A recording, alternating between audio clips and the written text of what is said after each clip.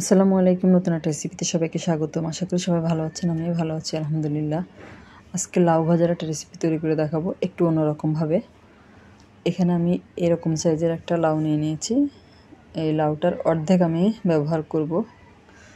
আর আমার লাউটা একেবারে কচি না, আবার একেবারে শক্তও না, মিডিয়াম সাইজের ছিল।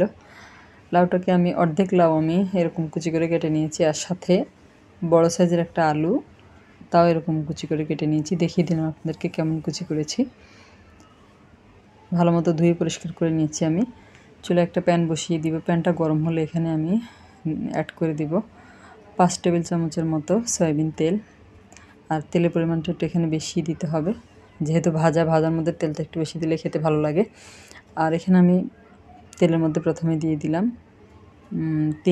তিন টুকরো দারুচিনি। অবশ্যই দারুচিনিটা দেওয়ার চেষ্টা করবেন, এতে করে লাউ ভাজার মধ্যে খুব সুন্দর একটা সুঘ্রাণ আসবে, আর এই ভাজাটা খেতে খুব বেশি ভালো লাগবে।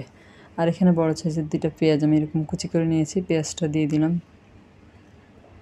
দিয়ে পেঁয়াজটাকে নেড়ে চেড়ে আমি তেলের সাথে 1 মিনিট ভেজে নেব।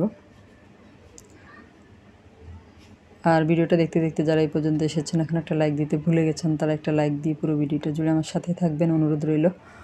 স্কিপ না করে পুরো ভিডিওটা দেখবেন। এরপর আমি এখানে দিয়ে দিব 1 চা চামচ পরিমাণ কালো জিরা। আর এই রান্নাতে অবশ্যই কালো জিরাটা ব্যবহার করতে হবে। আর কালো জিরাটা দিলে কালো জিরার একটা সুন্দর ফ্লেভার আসবে। আপনারা যখন রান্না করবেন তখন বুঝতে পারবেন। কালো জিরাটা দিয়ে আমি মিশিয়ে নিয়েছি। এরপর আমি এখানে দিয়ে দিলাম 1 চা চামচ পরিমাণ আদা রসুন বাটা।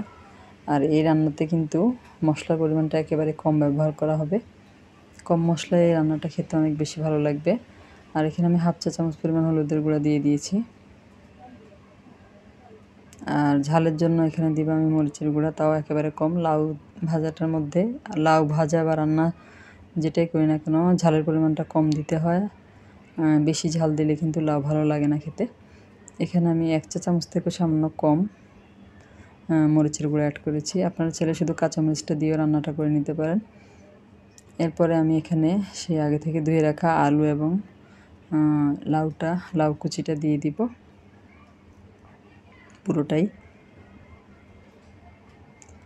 আর যারা আমার চ্যানেলে নতুন আজকে প্রথম ভিডিও দেখছেন, যদি ভিডিওটা আপনাদের ভালো লাগে তাহলে আমার চ্যানেলটা সাবস্ক্রাইব করে পাশে থাকা বেল আইকনটা প্রেস করে দেবেন, এতে করে আমি পরবর্তীতে যত ভিডিও দিব তার নোটিফিকেশন সবার আগে আপনাদের কাছে পৌঁছে যাবে। আর এরপর আমি এখানে সবগুলো দেওয়া হয়ে গেলে স্বাদমতো লবণ অ্যাড করে দিয়েছি, দিয়ে মিশিয়ে নিব। আর যারা ফেসবুক থেকে দেখছেন, নতুন নতুন রেসিপি পাওয়ার জন্য আমার পেজটাকে ফলো দিয়ে রাখবেন। অলরেডি যারা এই কাজটি করেছেন তাদেরকে জানাই অসংখ্য অসংখ্য ধন্যবাদ। খুব ভালো মতো মিশিয়ে নেব।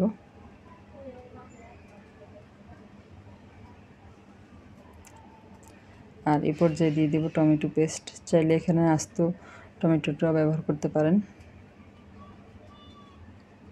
আমি টমেটো পেস্ট ব্যবহার করেছি 4 চা চামচের মতো। মিশিয়ে নিলাম। এরপর ঢাকনা দিয়ে ঢেকে এটা আমি রান্না করে নিব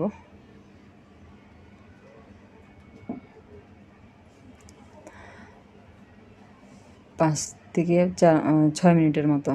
এরপরে আমি এখানে 3-4টা কাঁচামরিচ মাঝখান দিয়ে একটু ফেড়ে দিয়ে দিলাম। এরপরে আমি দিয়ে দিব এখানে 1 চা চামচ পরিমাণ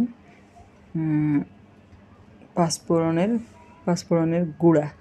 আপনারা চাইলে আস্ত পাঁচফোড়নটা ব্যবহার করতে পারেন, তবে সেক্ষেত্রে একটু আধা ভাঙা করে নিলে ভালো হবে, সুঘ্রাণটা ভালো বের হবে।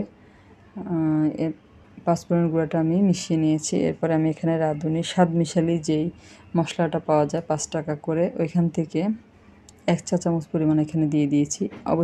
অবশ্যই চেষ্টা করবেন এই মশলাটা দেওয়ার জন্য, তাহলে কিন্তু এই সবজিটা খেতে অনেক বেশি ভালো লাগবে। সবজিটা কিন্তু আমার রান্না প্রায় হয়ে গিয়েছে।